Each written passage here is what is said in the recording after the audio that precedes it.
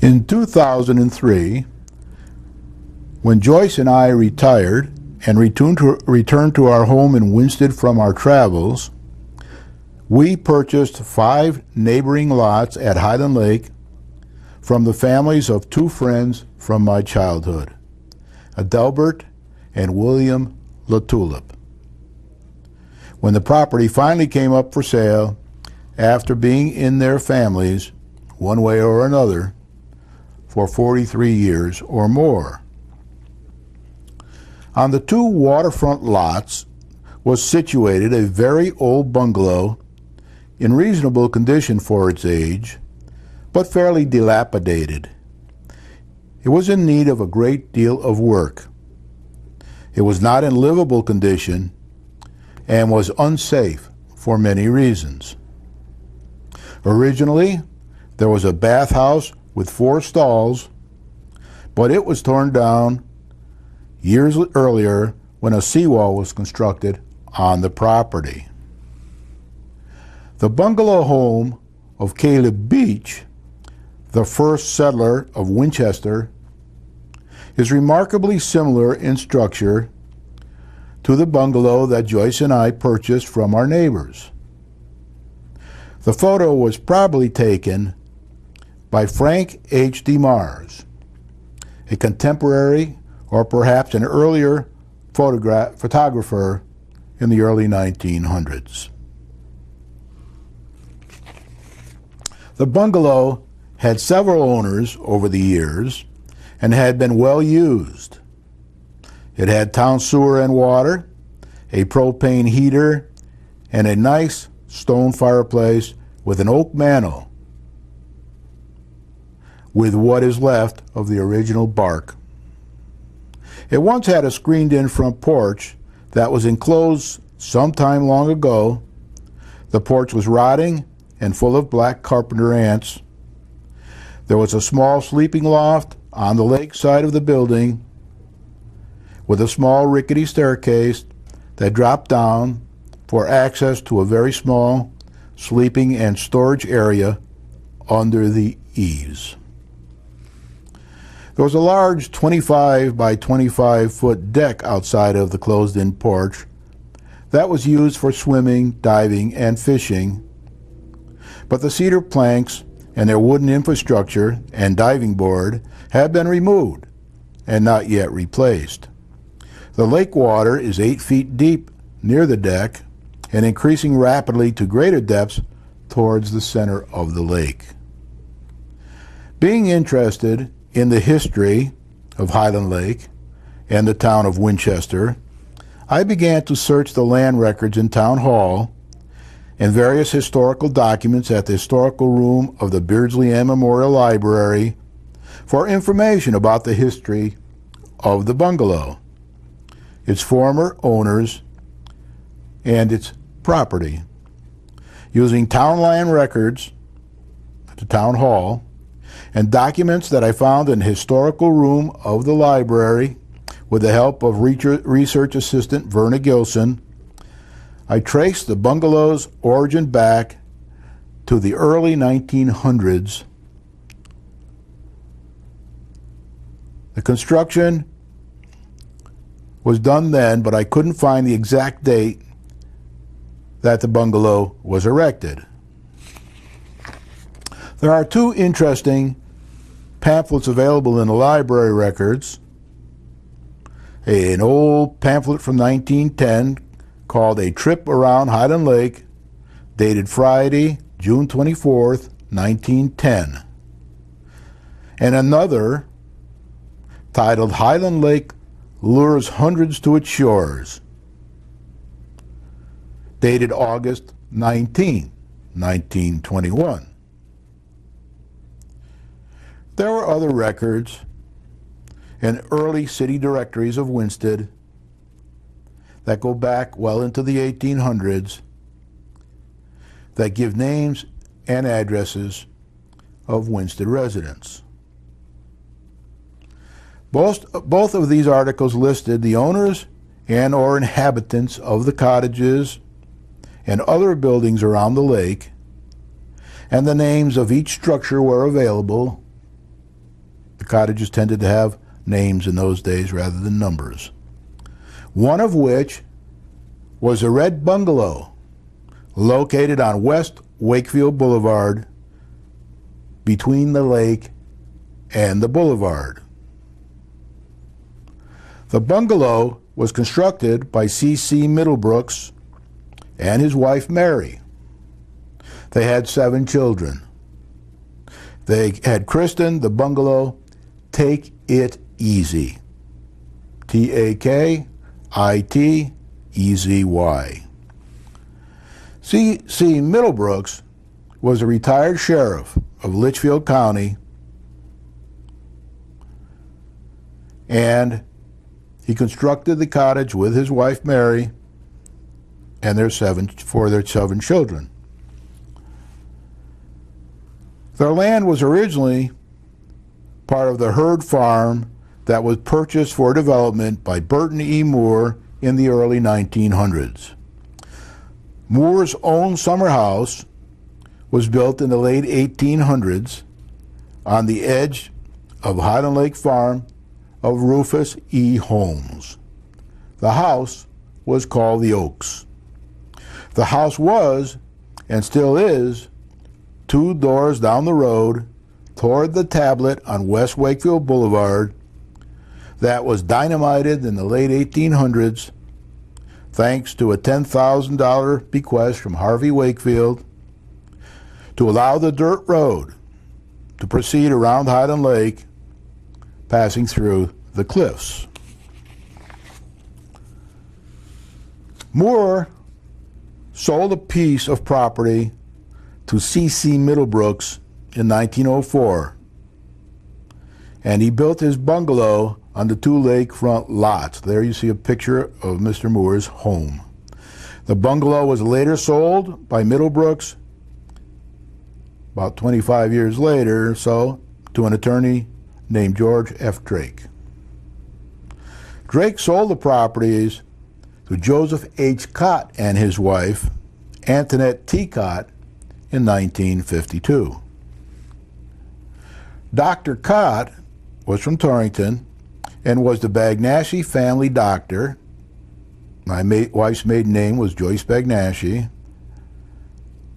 that delivered my wife Joyce at Charlotte Hungerford Hospital in Torrington, Connecticut. The Cott's only daughter, Janet, drowned in the lake as a result of a sailing accident when she was a teenager. The Cotts are said to have left the lake that day, and when they sold their properties 7 years or so later, they were transferred in the same condition as they were in on the day that Janet drowned. I found some mementos of Janet and her mother when we purchased the bungalow and gave them to elderly neighbors that were friends of the Cott family. In 1960, the Cotts sold the property to Arthur J. Ratty. He sold eventually to his daughters and 2 son-in-laws, William and Adelbert Latulip, 2 brothers and friends of my childhood, that married Arthur J. Ratty's daughters, Joan and Dolores. I first became familiar with Frank H. DeMars and his well-known picture postcards featuring Winchester and surrounding areas that were taken during his lifetime. When I began researching the history of the area into history books, the Centennial book was the Annals and Family Records of Winchester, Connecticut, the first 100 years of Winsted's history. Published in 1873, just after the first centennial in 1871 by John Boyd, a former Connecticut Secretary of State and a friend of former Torrington-born abolitionist John Brown. This book is commonly referred to as Boyd's Annals. The biennial book was Winsted and the Town of Winchester, subtitled Annals of Winchester, Volume 2. The second 100 years of Winsted's history, initially written by Frank H. DeMars and updated before publication by Elliot P. Bronson in time for the biennial. The books were reproduced in paperback versions recently as a public service by Winsted history buff Anthony Tony Canavo, and were available at the town clerk's office in the Winsted Town Hall for a nominal fee. I purchased a few sets of these books and gave them to the selectmen, various commissions, boards, and the town manager in 2006. The two books are available in Winsted at the Beardsley and Memorial Library. Frank H. DeMars was born in 1870 and died in 1942. DeMars was a local resident born in the Robertsville section of Colebrook. He lived at 97 Williams Avenue in a house that was built by his father, Peter DeMars, in 1886 and still stands today. DeMars was a man of many interests and various occupations during his lifetime. His interests and occupations included farming, gardening, photography, history, civic issues, and other interests. He worked in Davidson's dry goods stores after school and pumped the organ at the Second Congregational Church on Main Street. He worked in C.K. Hunt's printing office and eventually owned and operated a local art retail store at 700 Main Street, expanding to 711, 715 Main Street in Winsted for 10 or 12 years until he sold it to a Mr. Holcomb and went into gardening and other endeavors. During his lifetime, DeMars was a very civic-minded person and volunteered to serve and help many local organizations. He was on the Planning and Zoning Commission. His eldest daughter, Martha Ruth DeMars Richards, said in her 1989 oral history of Mr. DeMars, taken by Cynthia Baldwin of the Colebrook Historical Society, that DeMars helped to establish a joint horticultural society with the town of New Hartford and was its first president. In 1930, he was a member of the Rotary Club. He suggested and campaigned to have Winsted named the Laurel City because of its abundance of mountain laurel. His photograph of his wife, Martha Ruth Harrison DeMars, amongst the laurel that you see before you, was in black and white, as were all his pictures, so it did not show the lovely red hair that she is said to have possessed. In 1931, the first selectman, William Kemp, invited the Women's Club, Kiwanis, Rotary, Chamber of Commerce, and Winchester Grange to appoint 2 members each to form a committee and carry out the plan to adopt the name Winsted, the Laurel City. In 1932, the Laurel City Horticultural Society was formed with DeMars as its first president. In 1934, the Horticultural Society suggested a plan for a Laurel Queen to be selected by a vote from the students at the Central School, now Pearson. In 1936, the Queen was crowned in Winchester Center in a field at the Bronson Farm. The early laurel festivals are reported to have been done on a laurel-covered hillside up in Winchester at the Bronson Farm, and later at the Corny Johnson property at a site that is now Farview State Park, thanks to the efforts of past town leaders.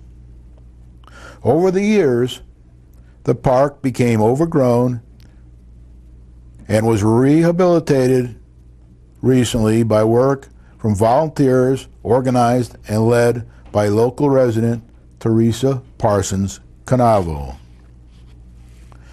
More importantly for Winsted history, Mr. DeMars was an excellent photographer in the black and white glass plate photographic area.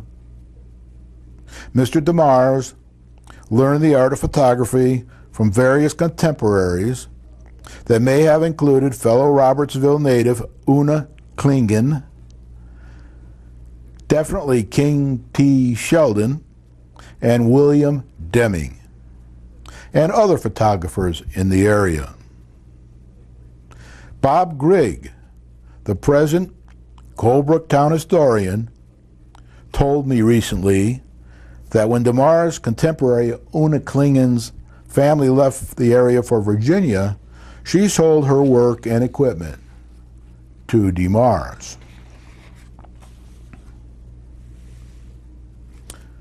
I have been told that Mr. DeMars, you see him sitting on a big rock there overlooking the valley,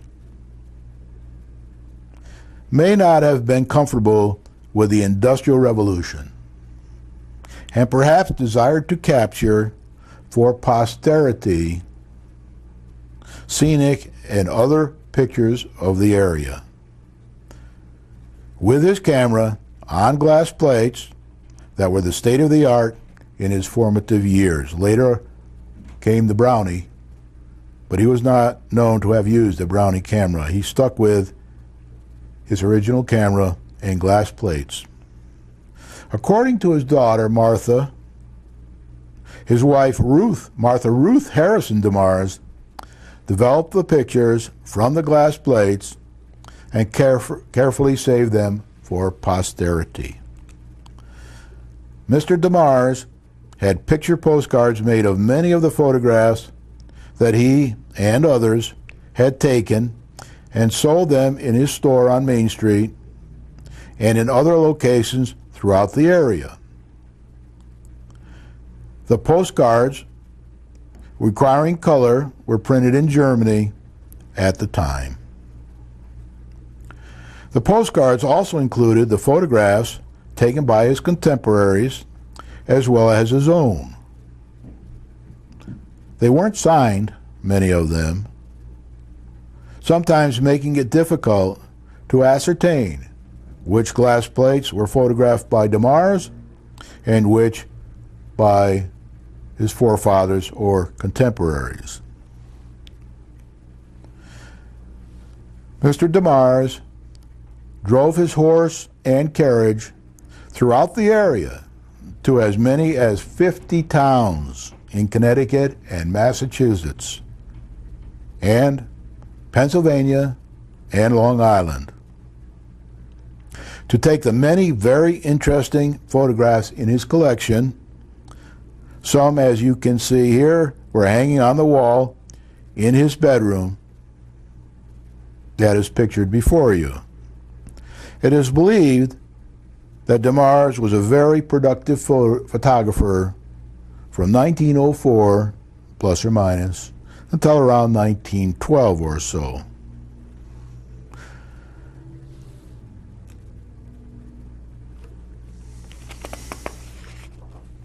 Somehow, I found out that Mr. DeMars' oldest daughter, Martha Ruth DeMars Richards, was still alive at the age of 88. and living in her father's old house, built by her grandfather, at 97 William Street. I telephoned Martha and told her that Joyce and I were interested in her father's work as an early photographer and his well-known postcards of Highland Lake and elsewhere. I told her that we were looking for the possible existence of a postcard or glass plate negative with a picture taken by her father of the bungalow that we had recently purchased at Highland Lake that was built by C.C. Middlebrooks in the early 1900s. Martha was very cordial and pleasant and invited Joyce and I down to see her collection of her father's work. We found Martha a fine, lively, and interesting person at the time. We visited her for 3 hours or so and found her to be a very pleasant and astute woman who said that she didn't believe in taking pills and was very happy and very alert. She served us tea and cookies. The picture you see now is about the age she was when we went to visit her. It was her 90th birthday, 2 years after we visited her. Martha was a former school teacher nearby at the original Greenwood School, very near her house. She married Mr. Fred Richards sometime after his first wife passed away around 1960. Martha outlived her husband Fred by 15 or 20 years, I'm told. Martha was the stepmother of Fred Richards, the Winsted jeweler, who owns and operates F&G Richards Jewelry Store on Main Street in Winsted. Fred never met his stepmother's father, Frank H. DeMars. Martha told us that she had done an oral history concerning her father in 1989, and that it was available at the Colebrook Historical Society. It's now available on their website.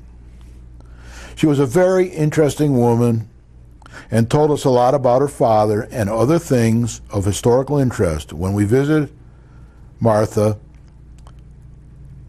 she was very proud of her father.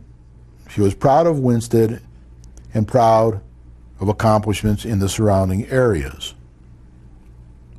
We looked through the photograph albums, but could not find a photograph of our bungalow. During our time with Martha, she told us that she had sold all her postcard duplicates to Carl Colgren, a collector in Litchfield, who collected and sold a great deal of old postcards from all areas, and suggested that we contact him in search of our postcard. I visited Mr. Colgren at his home and couldn't find a postcard with a photograph of the bungalow. Mr. Colgren has since passed away, and members of his family may have some of Carl's huge postcard collection. While visiting Mr. Colgren, I did purchase some colored picture postcards made in Germany of the Gilbert home where Joyce's grandmother, Amelia Bias, was a resident as a young girl for a few years in the early 1900s. During the latter part of our stay, Martha mentioned that her father's glass plates, the negatives, were stored safely upstairs in her home. She said that there were about 1,000 of them.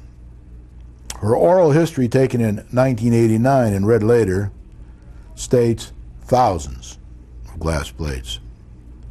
She also said that she had the camera that Frank H. DeMars used to take the photographs. It was also safely stored upstairs in her home at 97 William Street. I thought that one of them might contain a picture of the bungalow, recognized the historical potential of the glass plates, and I was concerned about their safety should the house burn down or some other terrible accident occur. I suggested that she store them in a safer place for posterity and suggested the Winsted Historical Society. She said, "Oh no," because she believed, rightly or wrongly, that another photographer's glass plates were stored there and they were somehow ruined at some point in time. Glass plates can easily be ruined under certain conditions, excess moisture, for example. I next suggested that she donate the camera that Frank H. DeMars used to the Winsted Historical Society for safekeeping. And she said, "Oh no, it might be stored in a barn or an outbuilding somewhere, on or off the property, where no one will see it, and it might be damaged. No, I'll keep it here." I have recently been told that there may be evidence that Martha may have loaned out some plates from time to time to trusted individuals for reproduction of Winsted's history. The Historical Society has since been given the camera and two others by the DeMars family for safekeeping. I next suggested that she consider the historical room that I often frequented at the local Beardsley and the Memorial Library, and once again she said no, because she felt that they would be safer if they remained in her possession and she could keep an eye on them. I then asked her if she would be amenable to having a professional photographer or some other expert develop the 1,000 plates so they could be published for all to see in a book. Martha was again reluctant and said no, because she didn't want to let the plates out of her reach and sight. Not giving up easy, I then asked her if we could have a professional photographer come to work in her home on 97 William Street and develop the plates under her supervision. No, she said. She didn't want anyone handling the plates as she feared for their condition and safety. Before we left, while sharing her hospitality of cookies and tea, we asked Martha many questions about her father, Frank H. DeMars. She said that as a child, she often rode with him in his horse-drawn carriage. She also said that he was an avid gardener, cultivating his backyard, as his father had done before him. Martha said that DeMars died in 1942 from injuries suffered from a fall from a tree while gardening in his backyard. Shortly after we visited Martha, I was discussing my interest in finding a postcard with a picture of the bungalow, Take It Easy, with my next door neighbor, Stephen Valagorski. Steve said that he once saw a postcard owned by Highland Lake resident and postcard collector Willard R. Platt III. Steve thought that it might be our bungalow. I phoned Mr. Platt, and he did have a postcard of the bungalow. See that on the screen. I visited him, and he brought the card out and showed it to me. He didn't want to sell the card, but kindly let me take it to copy, which I did the same day and promptly returned the card. On the front, the postcard had a picture of the bungalow that you see there. At an early stage of construction, it's on that point out there around the corner from the dirt road, and it's actually 2x4 construction before the siding was even put up.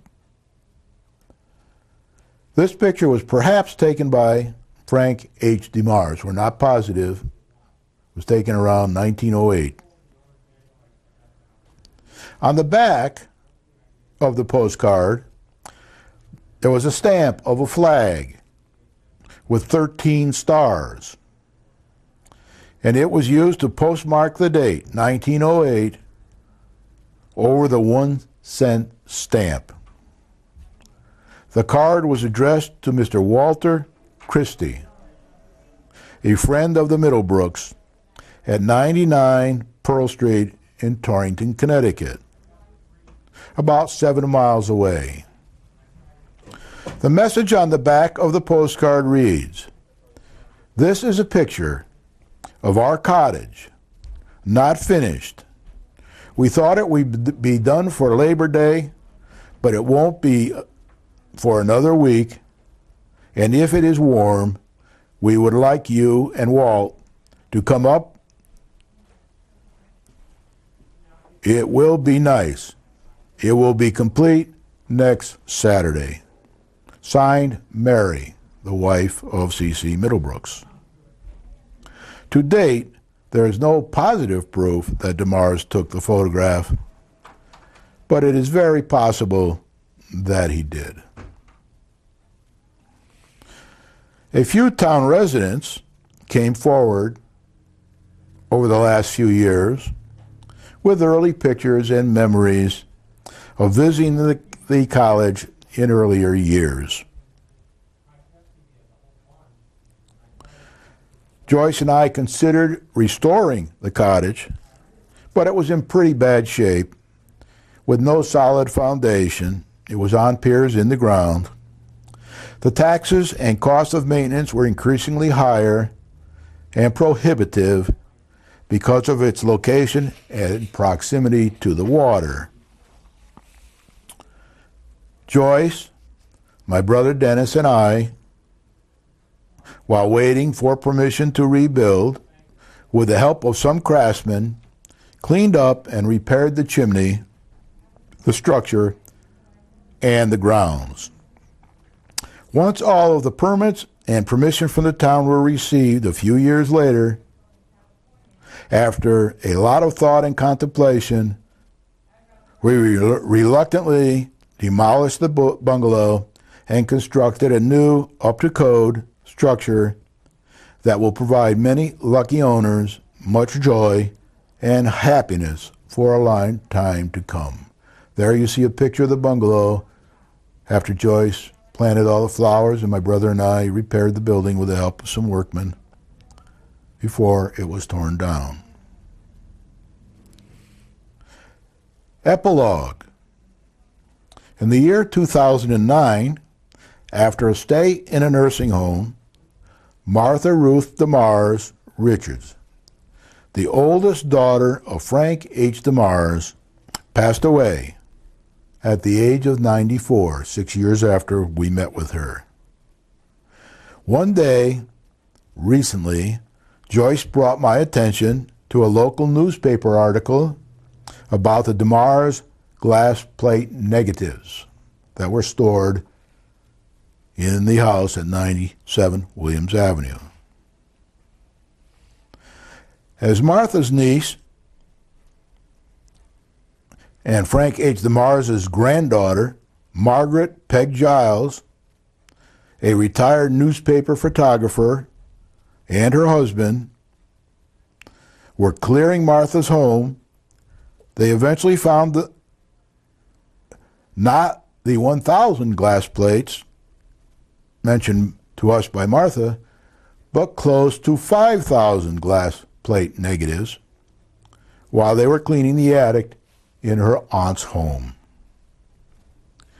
With the help of many family members, an historical society in her vicinity, Peg lives in Granby, and the latest computer, photographic, and internet technology, the Giles have devised a system to develop the glass plate negatives and post them on a DeMars website for the world to see, admire, and purchase. The majority of the glass plate negatives are in very good condition, but the total number posted and processed will be less than the 5,000 for various reasons. Some are scratched, some are not pretty damaged, some of them are of unknown locations, that kind of thing. But Peg Giles is working on them, and over time we should be able to see more than now. There is a website, the www.demarsimages.com. You should go to that, and if you forget that address, just Google Frank H. DeMars, and you will find that address. Go to www.demarsimages.com. Once at the site, you will find an introduction and 5 categories of photographs to choose from. There is a home section, a towns section, a section of portraits, an About Us section, which tells you a bit about Peg and her activities, and a Frequently Asked Questions section. The site is interactive, and you can supply information to the site as well as receive information. To date, there are about 3,234 of the photographs on the website, divided into the 6 major categories. There are still more to eventually post on the website. The photographs are black and white, very clear, magnificent quality, and divided into separate categories for ease of access. The major categories to date are towns, which have 1,930 photographs, plus or minus a few because they're updated every day. Portraits, 735 photographs. Various people, men, prominent men in town, prominent women in town, various things like that. I'll show you a bit more about that in a minute. Unknown photographs, 435, which Peg is looking for people to comment on. And I've commented on a couple, and friends of mine have commented on a few. And she's trying to find out, what are these unknown photographs? Where were they taken? In which of the 50 cities that DeMars took pictures in? Towns and cities around the area. Transportation, 42. Humor, 33. That adds up to 3,234, plus or minus what's been put up in the last days or weeks. Each of these categories, these major categories, is broken down for ease of access into subcategories. For example, portraits. Portraits are divided into categories, subcategories. Children, 96. Mixed groups, 92. Women, 103. Men, 242. Sports and recreation, 33. And then in addition to what's shown on the slide, we have DeMars family photographs, 68. Performing arts groups, portraits, 9. St. Anthony's School, 11. The Gilbert School, 8. Animals and portraits, 73, for a total in the portraits chart of 735 beautiful photographs. Each picture can be enlarged for viewing and is for sale in various quantities, sizes, and prices. I purchased some for use on this program. Each is personally cleaned of scratches and other blemishes by Peg Giles, if practical, after they are sold and before they are delivered to a customer. It takes Peg an average of 6 minutes per plate to accomplish the cleaning before the portraits are sold. There is an unknown category that's mostly buildings and roads where Peg is looking for feedback and getting plenty from anyone who can identify the subject matter and or its location. So help her if you can. There is an ironic twist to this story from Joyce and my perspective. When processing the glass plates, Peg found and posted on the internet a damaged picture of Take It Easy, taken sometime shortly after 1908, after that original postcard photograph was taken. She brought it to my attention, and I looked at it on the website. Peg had read my draft script and had remembered cleaning and posting a badly damaged photo under the Winsted Residences subcategory, photo number at the time 361, of a cottage with a sign on its front with the name Take It Easy. The large black blob that you see on the left and white that you see next to it is major damage. One pass at retouching by Peg and another pass by her very smart cousin, Elizabeth DeMars Bayes, who often gives Peg very, very good advice. Martha Ruth DeMars Richards was very concerned and very protective with her father's glass slides because she feared that they would somehow be damaged in one way or another. Thanks to her diligence, wise decision-making, and protective tenacity over many years, the severely damaged glass slides are relatively few. But ironically, and unfortunately, one of them is the glass slide of our bungalow, Take It Easy. That's on the website. I am very thankful for the picture, even though it was badly damaged, and will hang it on a wall and Take It Easy 2, the new building. Thank you, Frank, Martha, and Peg. I purchased the damaged photograph of Take It Easy from DeMars Images and brought it to a professional photographer at the photo shop in the north end of Torrington, Connecticut. Once the restoration was completed, I sent a copy to Peg, and she was very impressed. The photo shop where I had photographic restoration work done previously on old family photographs is very thorough. Michelle Marcella, an excellent photographic restorer, did the restoration that you see before you now.